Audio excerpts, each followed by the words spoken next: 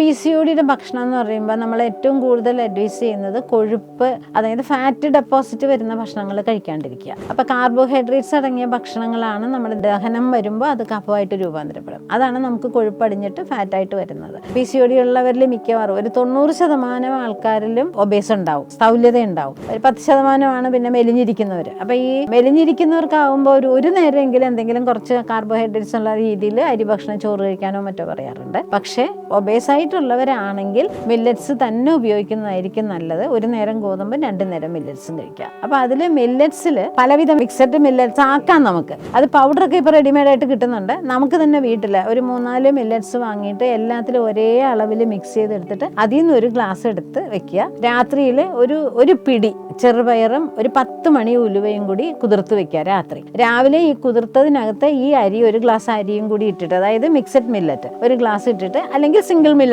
ഇടാം. ഇട്ട് ഇത് മിക്സിയിൽ അരച്ച് ദോശ ഉണ്ടാക്കി കഴിക്കാമെങ്കിൽ നല്ല ക്രിസ്പി ആയിട്ട് ടേസ്റ്റി ആയിട്ട് ദോശ ഉണ്ടാവും. ഇനി ഇതിന്റെ കൂടെ അരയ്ക്കുമ്പോൾ 1 ടീസ്പൂൺ ചോറും കൂടി ഇട്ട് അരയ്ക്കാമെങ്കിൽ അടുത്ത ദിവസം ഉണ്ടാക്കുമ്പോൾ നല്ല ഇഡ്ഡലി നമുക്ക് കിട്ടും. പക്ഷേ ഈ അരയ്ക്കുന്ന മാവ് നമ്മൾ മിക്സിയിൽ അരച്ചെടുക്കുമ്പോൾ ഒരു ചെറിയ ചൂടുണ്ടാവും ആ മാവിന്. ആ ചൂട് മാറുന്നതിന് മുമ്പ് തന്നെ ഇത് ഫ്രിഡ്ജിൽ വെക്കാമെങ്കിൽ പിറ്റേ ദിവസം ഇഡ്ഡലി ഉണ്ടാക്കാം. പുളിക്കത്തില്ല, പക്ഷെ ആവശ്യത്തിന് സോഫ്റ്റ് ആയിട്ടുള്ള ഇഡ്ഡലി കിട്ടും. ആ ചൂട് മാറിയിട്ട് വെച്ച് കഴിഞ്ഞാൽ ഇത് പതഞ്ഞു പൊങ്ങി ഭയങ്കരമായിട്ട് പുളിച്ചു പോകും. ആ ചൂടോടുകൂടി നമ്മൾ വെക്കുമ്പോൾ അതിനകത്ത് വലിയ ബാക്ടീരിയ കയറില്ല, അത് പുളിക്കില്ല. ഇത് എൻ്റെ എക്സ്പീരിയൻസ് ആണ് കേട്ടോ. നമുക്ക് ഉണ്ടാക്കാനുള്ളത് അന്ന് ഉണ്ടാക്കുക, ബാക്കിയുള്ളത് അരച്ച ചൂടോടെ തന്നെ ഫ്രിഡ്ജിൽ സൂക്ഷിക്കുക. പിന്നെ മില്ലറ്റ്സ് കൂടുതൽ ഇങ്ങനെ ഉപയോഗിക്കുകയാണെങ്കിൽ ഏറ്റവും നല്ലതായിരിക്കും. പക്ഷെ ഒബേസുകാരാണെങ്കിൽ കഴിവതും റാഗി ഒഴിവാക്കുന്നത് ഏറ്റവും നല്ലതാണ്. പക്ഷേ ഈ മിക്സഡ് മില്ലറ്റ് എടുക്കുമ്പോൾ ഒരു ഈക്വൽ ക്വാണ്ടിറ്റിയിൽ റാഗി ഉപയോഗിക്കുന്നുണ്ട് കുഴപ്പം.